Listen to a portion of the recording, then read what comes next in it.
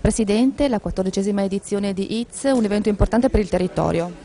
Beh, un evento straordinariamente importante per il territorio nel quale la Regione crede. Questo è il terzo anno che la presentiamo nella sede della Regione, perché riteniamo che appunto ITS sia il veicolo migliore per creare visibilità, promozione territoriale e anche per rafforzare questa nostra capacità di fare davvero un evento di grande qualità, conosciuto in tutto il mondo, che porta a Trieste grandi talenti, porta a Trieste marchi importanti e soprattutto sfida diciamo così, dalla periferia la moda e sfida anche i grandi marchi cercando di portarli qui, insomma, quindi credo che sia veramente un evento di grande importanza.